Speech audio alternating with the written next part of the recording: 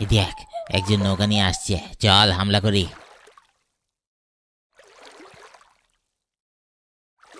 না, এখন না, একটু পর কর, আরেকটু সামনে আসুক।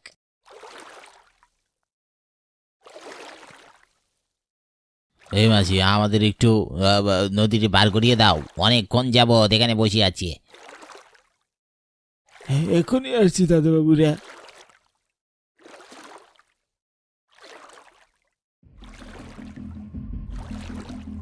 এই যা আছে বের কর, বের কর বলছি, নাহলে এখানে একদম সরিয়ে ফেলবো।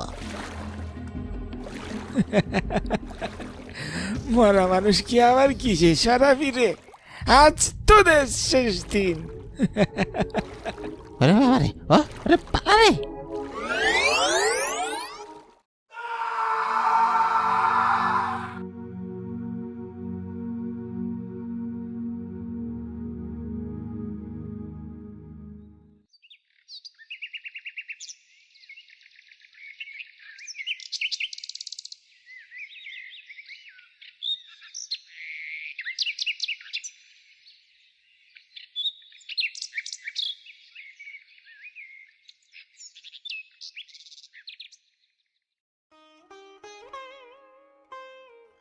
সাবধানে যাস বাবা, বাইরে অচেনা কারোর সাথে মিশবি না। তোর বাপটার স্বপ্ন পূরণ হতে যাচ্ছে, তোকে নিয়ে আমাদের অনেক অনেক স্বপ্ন। তোমরা একদম আমায় নিয়ে ভেবো না তো বাবা, তোমার স্বপ্ন আমি পূরণ করেই ছাড়বো। তুমি শুধু আশীর্বাদ করে রাখো। বাবা মার আশীর্বাদ ছেলেদের উপর সব সময় থাকে রে বাবা। নিজের যত্ন রাখিস, আর একটু জলদি জলদি যা বাবা, না হলে খেয়াঘাটে আবার মাঝি পাবি না। চললাম বাবা, তোমরা ভালো থেকো। প্রতি সপ্তাহে একবার চিঠি দেব, আর ওষুধও ঠিক মতো খেয়ে নিও বাবা।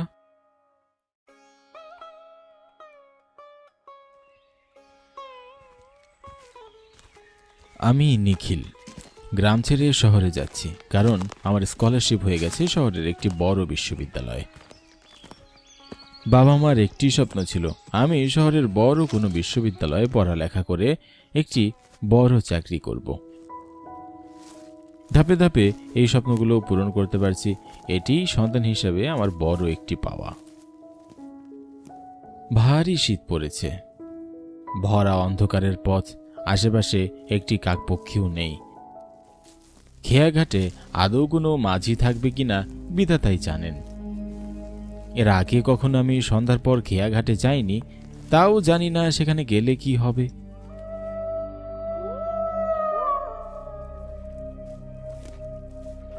বেশ কিছুক্ষণ হাঁটার পর আমি পৌঁছালাম খেয়াঘাটে।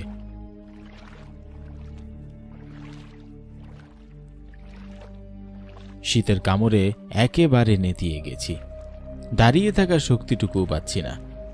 এদিকে সামনে কুয়াশায় কিছুই পরিষ্কারভাবে দেখা যাচ্ছে না। মনের ভিতর কেমন অশান্তি হচ্ছিল। ওই দূরে নদীর কিনারে ক্ষীণ আলো দেখতে পেলাম। কুয়াশার চাদর ফুরে একজনের আবছা অবয়ব দেখা যাচ্ছে। আমি দেখলাম একজন রোগমতো মাঝি চাদর মুড়ি দিয়ে আমার দিকেই এগিয়ে আসছে।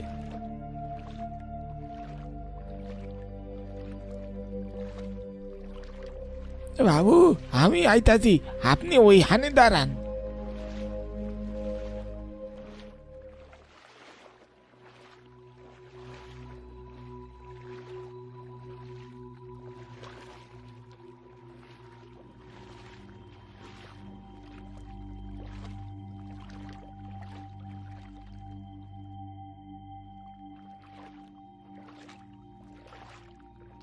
আমি আপনার জন্যই অপেক্ষা করছিলাম। তা শহরে যাইবেন বুঝি? হ্যাঁ মাঝি, শহরেই যাব। তুমি আমাকে বাঁচালে, ভেবেছিলাম আজ হয়তো আর কোনো নৌকাই পাওয়া যাবে না। তা নয় বাবু, আরো কত রাত কইরা আইলেও মরে পাইতেন। চালে মরে মাঝ রাইতের মাঝি বই লাইছেন।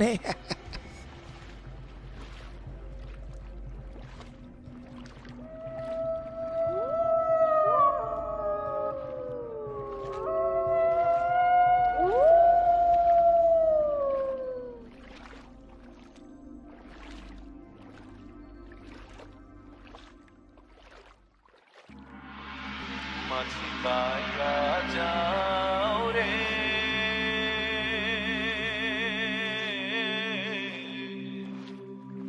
অকুল দরিয়ার মাঝে। বেশ বেশ, তোমাকে এই প্রথমবার দেখছি মাঝি। তা তোমার বাড়ি কই বলো দেখি? এই অবাগার আর বাড়ি, নাই কোনো ঠিকানা, নাই কোনো ঘর। এই বলে মাঝি চুপ হয়ে গেল। চারিদিকে এক ভয়ানক অন্ধকার পরিবেশ, তার মাঝে জলের কলকলানি শব্দ। কিন্তু মাঝি, তুমি তখন বললে তুমি আমার জন্যই অপেক্ষা করছিলে। তুমি কিভাবে জানলে আমি নদী পার হতে আসব?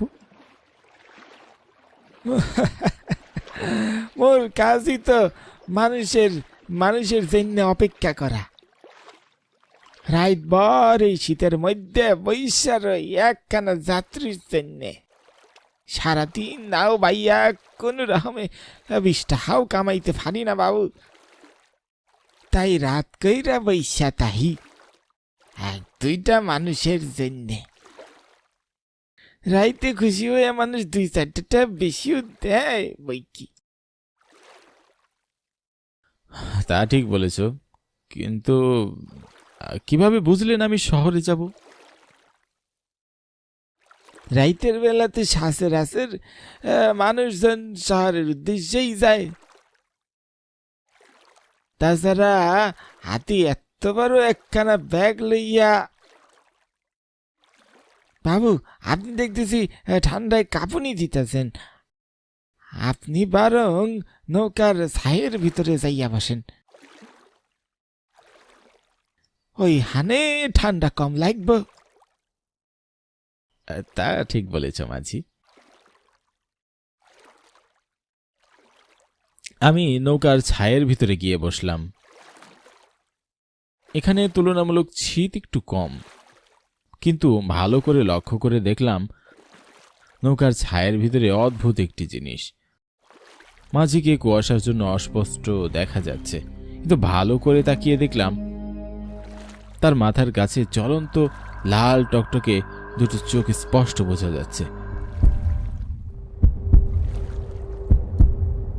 ভয়ে আমার পুরো হাত পা সিটিয়ে উঠল।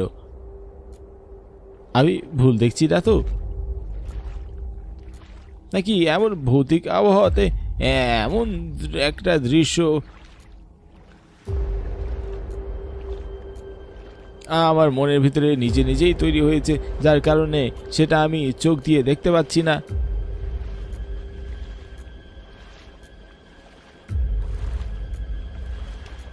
বিষয়টা ভালো করে দেখার জন্যে মাঝির সামনে চলে গেলাম, কিন্তু কি অদ্ভুত, সবকিছু যেন একদম স্বাভাবিক। আমি আবারও ছাইয়ের ভিতরে গিয়ে বসলাম, কিন্তু কি অদ্ভুত, আবারও দেখতে পেলাম মাঝির কপালে লাল দুটি চোখ।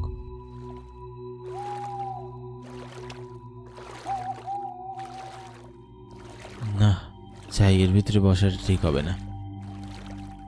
কি কি কি সব অদ্ভুত জিনিসপত্র দেখতে পাচ্ছি। যতই ঠান্ডা লাগুক, বাইরে গিয়ে ওই মাঝির সাথে দুটো গল্প করি। হ্যাঁ, এখন নিস্তব্ধ পরিবেশে চুপচাপ বসে থাকাও দায়। আমি আবারও ছায়ের বাইরে বেরিয়ে মাঝির সাথে পাটাতনেই বসলাম।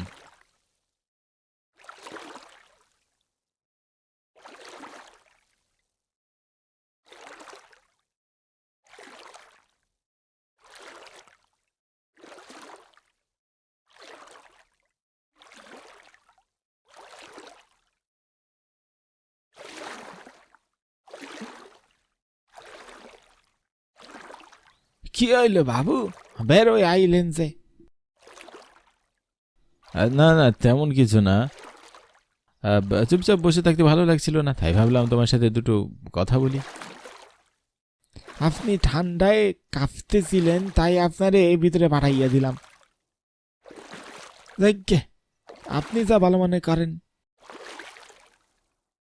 প্রায় বেশ কিছুক্ষণ চলার পর হঠাৎ আমার মনে হলো দূর কুয়াশার চাদর ভেদ করে আরো একটা আলো দেখা যাচ্ছে।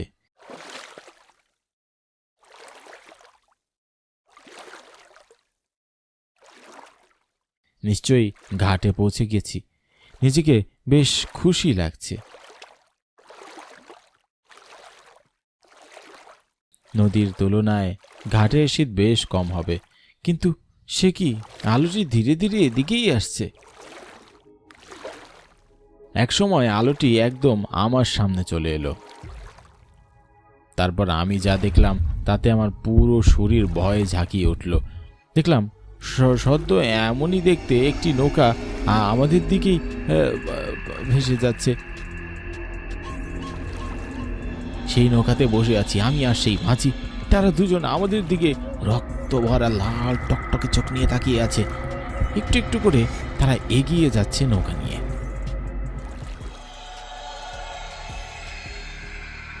মাঝি, ও মাঝি, দেখো আমাদের মতোই নৌকা, আমরা বসে আছি নৌকাতেই।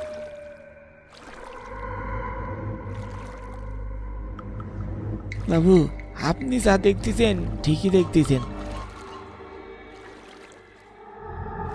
আমি পারের মাঝি। প্রতি বছর শীতের অমাবস্যার রাইতে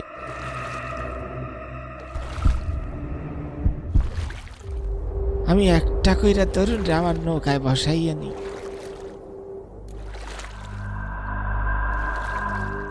তা করে ইহ জাগত থেকে সোজা পর জগতে পাঠাইয়া দেই।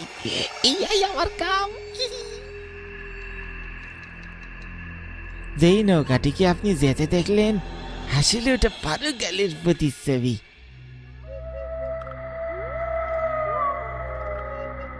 এবার সেই প্রতিচ্ছবিকে বাস্তবে রূপ দান করার পালা।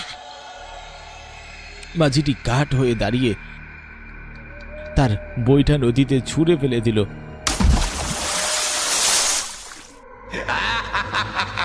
আমি প্রাণ পরে চিৎকার করতে লাগলাম, বাঁচাও, বাঁচাও, কি আছে, বাঁচাও। আশেপাশে কেউ নেই যে আমাকে বাঁচাবে। ধীরে ধীরে সেই অশরীরী মাছিটি আমার দিকে এগিয়ে আসছিল। প্রবল ঠান্ডা ও ভয় আমাকে পুরোপুরি ঘিরে ধরল। আমি আর কিচ্ছু অনুভব করতে পারছিলাম না।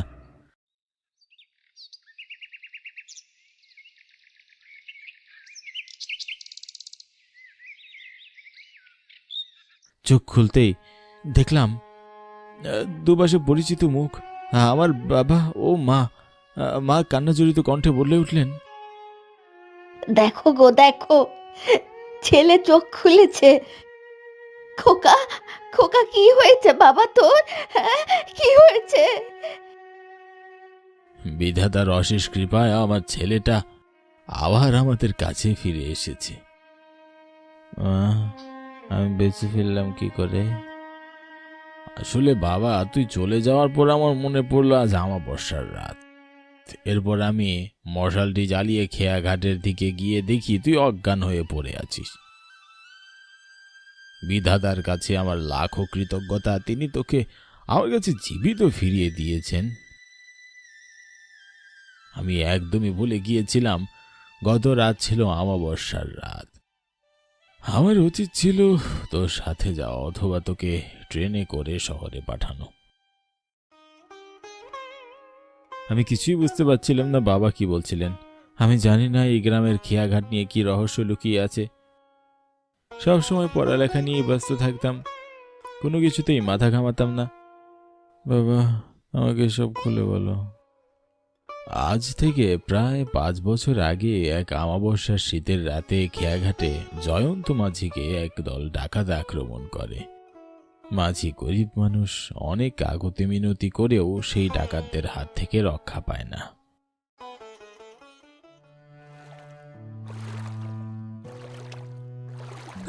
আমাকে ছেড়ে দাও, আমার ঘরে অসুস্থ স্ত্রী আছে। আমরা কাউকে ছেড় দেই না রে, আমাদের কাছে মৃত্যু ছাড়া কিচ্ছু নেই। ডাকাত দল তার শেষ সম্বল নৌকাটি ছিনতাই করে নিয়ে চলে যায় আর তাকে নির্মম ভাবে মেরে ফেলে রেখে যায় সেই খেয়াঘাটে।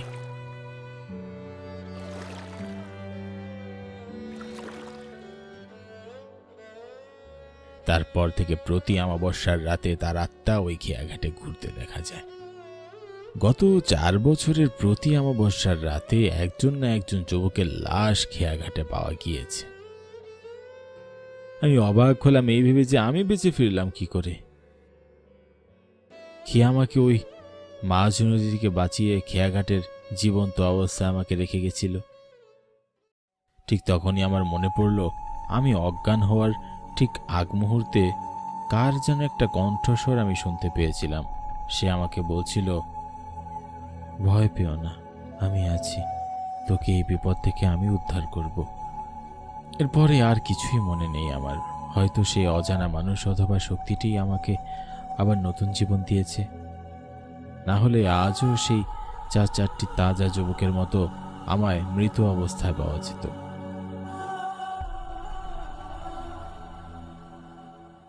সেদিন বিকালে আমি বাবার সাথে শহরের উদ্দেশ্যে রওনা হলাম।